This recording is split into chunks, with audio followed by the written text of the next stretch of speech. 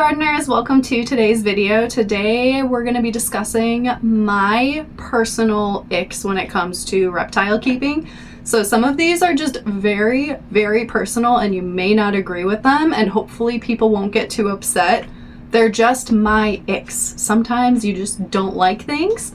Other things I'm sure you'll agree with, but this is very personal, so I'm just putting that out there right in the beginning. So the very first ick that I have, it's very personal, but I feel like some people might agree. It is when people post their reptiles pooping on social media. This has happened so many times, like I'm just trying to decompress, go on like Instagram or something, and like the last thing I want to see popping up on my newsfeed is like a snake butthole with poop coming out of it. And I don't know why so many people do this. It is so gross. And like the worst thing is if you're eating and you're on social media, or could you imagine if you're just out in public? Like, we're already weird reptile people as it is, but then to be watching a snake poop and you're like on a train and people can see what you're doing, it's just a major ick. I don't understand the fascination. Like, everyone poops. We don't need to watch it happening. In my personal opinion, it super icks me out. The second one I feel like might make some people angry. It is a personal preference. I don't really get it. It is the people that own bearded dragons, and when they decorate the enclosure, they put out like blankets and pillows everywhere. Like, it's basically like an entire enclosure that is just fabric. It just seems really random and like not clean. Hopefully the people are cleaning it. If your beardie is pooping all over all of that fabric, I'm sure they're cleaning it. But it's just strange to me. It's not naturalistic looking whatsoever. Bearded dragons are not. I know they can enjoy some form of luxury and comfort, but like I feel like the people that do that take it to the next level and it's a bit much. I personally just don't think they look good, and it feels weird. It gives me the ick. I do myself have a bed for Stumpy that I don't really utilize it, to be honest, but I try to, where are you going, Casper? I try to put him in it every now and then just because it does seem comfortable, but like that's just one bed and I can't imagine having the entire enclosure just being fabric. So yeah, that is one of my icks. Number 3 may make people mad. This is a personal one. I don't fully understand why. It gives me the ick when people are constantly saying to boop your reptile's snoot. I can't explain why. I personally don't like doing that. I think it stresses reptiles out and it's just weird. And I don't know, the whole phrase just gives me the ick. Some people don't like the word moist. I don't like boop the snoot.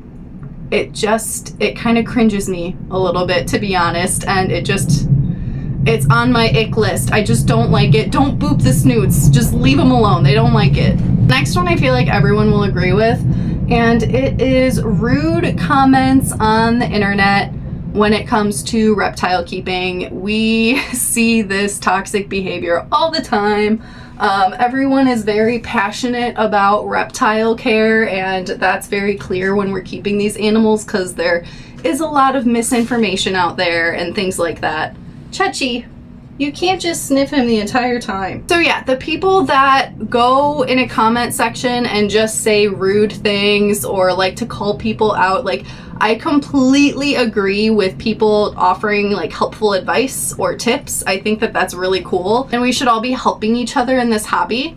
But there are so many people that do it in a negative way and they just are very accusatory and judgmental and rude, and they just say it because they get like a high off of basically calling other people out on the internet and being like, you're doing this wrong. Happens to me all the time, especially because I am making videos. I'm putting myself out there to be judged, so it happens. But I hate seeing it. I hate seeing it happen to other people too. It's just, it doesn't feel helpful. It doesn't feel like it's making the community a happy, supportive place. So yeah, the negative comments need to stop, especially if you are really concerned and someone's making a mistake. I think that it makes sense to message them personally and just have a discussion about it. Or if you want to recommend help, just do it in a nice, kind way. It's not that difficult, I promise you. It really isn't. But some people are just not very nice on the internet, and no one likes that. So it is definitely an ick. I don't like seeing it. The next one is thinking that there is only one way when it comes to reptile keeping.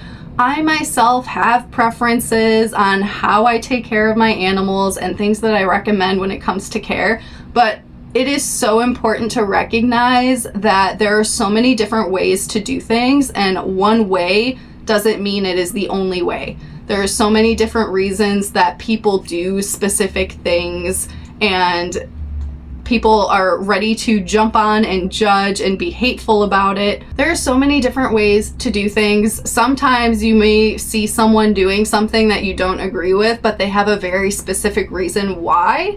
So instead of asking them about it, people are like, you're doing this wrong again, and being negative online, when they actually have a reason. Maybe there's something wrong with the animal, and maybe that's why they're doing it a certain way. I actually had this a few months ago with Stumpy. I don't have like a ton of climbing features in Stumpy's enclosure, and someone said I was abusing him because of it.